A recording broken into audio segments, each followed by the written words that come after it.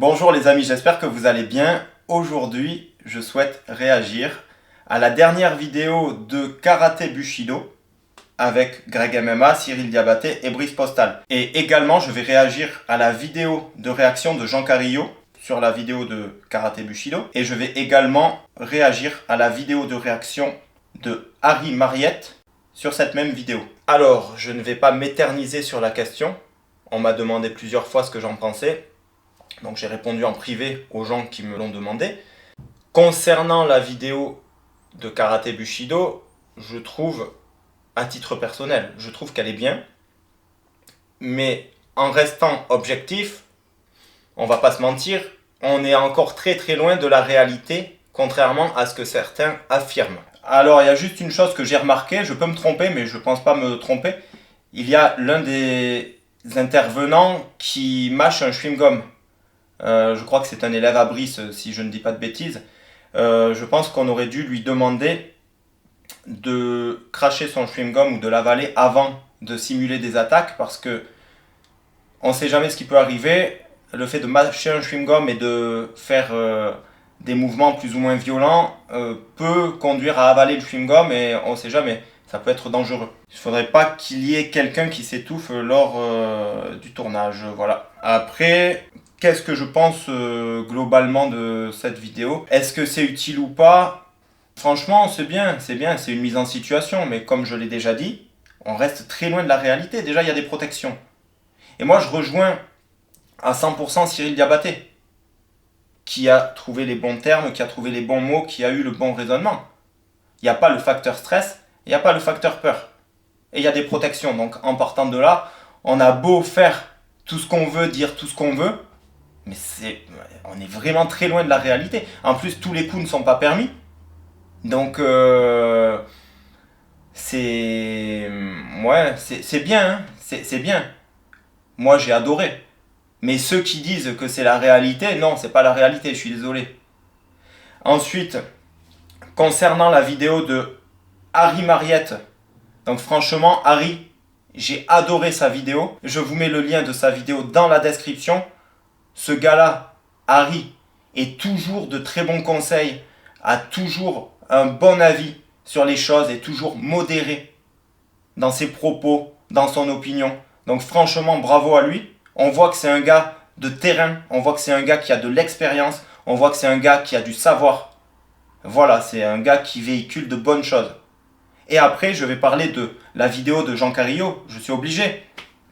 Quand Jean Carillo dit que c'est ça la réalité, que là, c'est pas des 1, 2, 3, 4, qu'il n'y a pas eu de coup dans les parties et tout. Mais déjà, dans la réalité, qu'est-ce qui nous dit qu'il n'y aurait pas eu un coup dans les yeux, dans la gorge ou dans les parties? Qu'est-ce qu'on en sait, en fait? Il dit qu'on n'a pas vu de low kick. Ouais, mais qui dit dans la réalité qu'on n'aurait pas vu de low kick? Qu'est-ce qu'on en sait, en fait? On n'en sait rien. La réalité, c'est pas ce qu'on a vu dans la vidéo en question. Donc Jean, je sais pas quelle réalité tu inventes ou tu t'inventes, mais je sais pas. Retourne à la vraie réalité, s'il te plaît, Jean. Après, Jean, il y a des choses un peu bizarres quand même chez toi, parce que tu critiques souvent Frank Ropers et Fred Mastro, ok, c'est ton droit. Mais pourquoi est-ce que quand c'est Charles Jousseau qui fait exactement les mêmes choses, on t'a jamais entendu? Mais moi je vais te répondre, c'est parce que Charles Jousseau est en guerre avec Frank Ropers et que tu as fait une interview de Charles Jousseau pour en grande partie tailler Frank Ropers. Et c'est pour ça qu'on ne t'entendra jamais critiquer Charles Jousseau. Mais c'est pas seulement pour ça. C'est aussi parce que tu sais très bien que Charles Jousseau c'est pas un rigolo et que Charles Jousseau a beaucoup plus d'expérience sur le terrain que toi. Parce que toi t'as fait quoi en fait en termes de bagarre de rue? Quand t'étais adolescent t'allais agresser des gens. Voilà, t'étais un petit voyou, un petit délinquant. Quand t'étais adolescent dans les années 80. Après, t'as eu quoi comme vraie altercation? Depuis, la violence a quand même évolué. Je pense.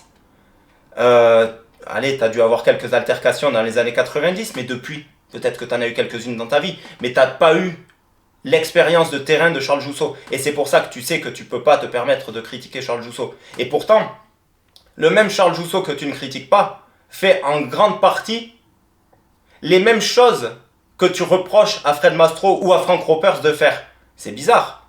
Après, attention, je ne dis pas que je suis d'accord avec tout ce qui est enseigné par Charles Jousseau, ou Ropers, ou Mastro. Loin de là.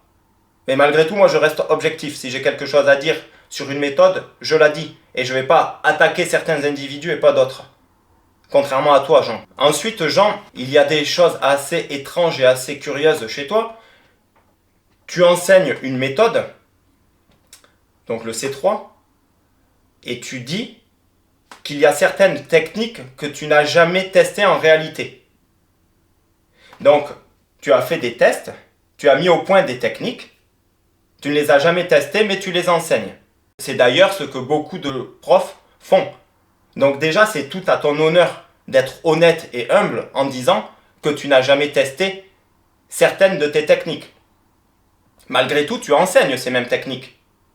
Mais là où tu manques d'humilité, d'honnêteté et de modestie, Jean, c'est quand, il y a quelques années encore, tu écrivais mot pour mot sur des affiches de stage que ton système était le meilleur système d'autodéfense jamais créé dans le monde.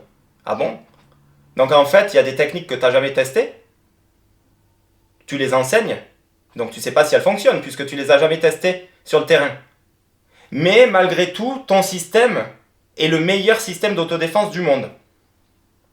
Jean, est-ce que tu n'as pas honte, il y a quelques années encore, d'avoir vendu des stages et des formations de quelques heures, d'une demi-journée ou d'une journée, soit réservés uniquement aux femmes, soit aux hommes, ou soit ouverts à tous, mais notamment, on va revenir aux femmes parce que c'est intéressant, en leur promettant de pouvoir apprendre à se défendre face à des armes blanches, face à des armes à feu, face à des coups, à des saisies, et en leur promettant de pouvoir se protéger, donc elles-mêmes et protéger leurs proches et leurs familles.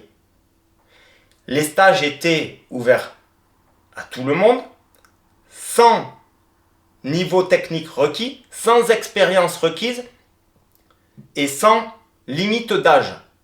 Ça veut dire qu'en gros, on aurait pu avoir une championne de taekwondo de 22 ans qui serait venue à ton stage et on aurait pu avoir une femme de 60 ans en surpoids, sans aucune condition physique, tu leur aurais enseigné la même chose et tu leur promettais la même chose.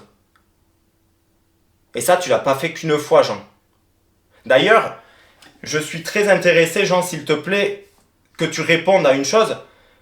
Fin 2020 et début 2021, tu n'arrêtais pas de parler d'un module sur la self-défense féminine que tu allais sortir. En janvier 2021, j'avais fait une vidéo que j'ai mis en privé depuis. Et depuis que j'ai sorti cette vidéo, tu n'as plus jamais reparlé de ton module sur la self-défense féminine. Parce que je t'avais mis face à tes contradictions.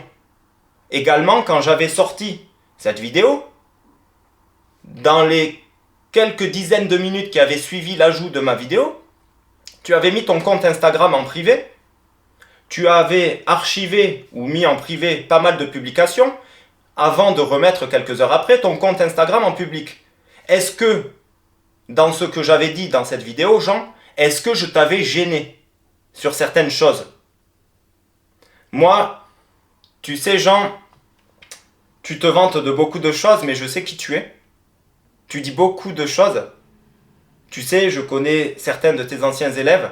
Je connais certaines personnes qui sont un peu remontées contre toi, de quand tu étais à Toulouse. Tu prétends que tu as quitté la France pour aller aux États-Unis, soi-disant parce que tu avais trouvé l'amour de ta vie.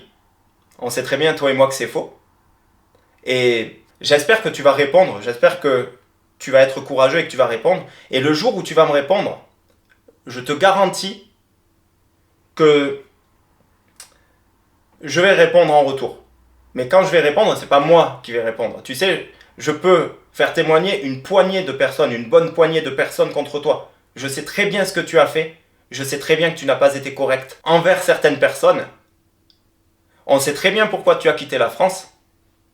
Et toutes les histoires que tu racontes, tout le blabla, tout le baratin que tu racontes, on sait très bien que c'est faux, Jean. Mais continue. T'arrives à embobiner un peu de monde en faisant croire que tu es une superstar dans le développement personnel aux États-Unis. Là encore, on sait très bien que c'est faux.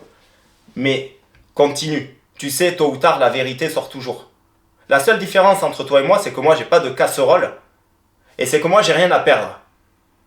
Toi, par contre, je pense que ton business, si les gens savent vraiment qui tu es, je pense que tu as du souci à te faire. Et ce jour-là, c'est pas en faisant témoigner Philippe Baudron et Danny Bill que ça va te sauver. Je te le dis de suite. Ensuite, pour conclure, et je vais revenir au sujet initial de cette vidéo, quand tu dis, Jean, que la réalité, c'est ça, non, ce qu'on a vu dans la vidéo de Karaté Bushido, c'est de la bagarre de chiffonnier. Ça part dans tous les sens, et ça peut se passer comme ça. Mais, encore une fois, le simple fait que les personnes qui se font agresser savent qu'elles vont se faire agresser, le simple fait qu'elles savent qu'il va y avoir plusieurs adversaires, le simple fait qu'elles aient des protections, mais ça fausse tout en fait. Ça n'a rien à voir avec la réalité.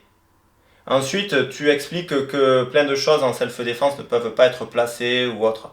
Ou même les low kicks. Un low kick, je suis désolé. Alors en mouvement, quand le combat part comme ça, comme dans la vidéo, effectivement, c'est quasiment impossible de placer un low kick. Par contre, si le combat n'a pas encore démarré et qu'il y en a un qui démarre, on peut parfois réussir à placer un low kick. C'est pas impossible. Donc, je le répète, Jean, quand tu dis que c'est la réalité, non, c'est pas la réalité et on en est très loin. Très très très loin. Même si on s'en rapproche, bien sûr. Mais on en reste loin malgré tout. Et je te trouve souvent assez catégorique dans tes prises de position. Mais je comprends. Tu as ton module C3 à vendre. Après, je dis pas, Jean, ton module C3 est certainement très intéressant. Ce que j'ai vu de toi, techniquement parlant, j'ai rien à dire. Mais malgré tout, sois honnête jusqu'au bout, s'il te plaît. Ne sois pas honnête que quand ça t'arrange. Ne critique pas que certaines personnes au profit de d'autres. Voilà. C'est ça, être honnête. Si tu veux être honnête jusqu'au bout, bien sûr. Sur ce, les amis, dites-moi ce que vous avez pensé de cette vidéo en commentaire. Et on se dit à bientôt. Ciao.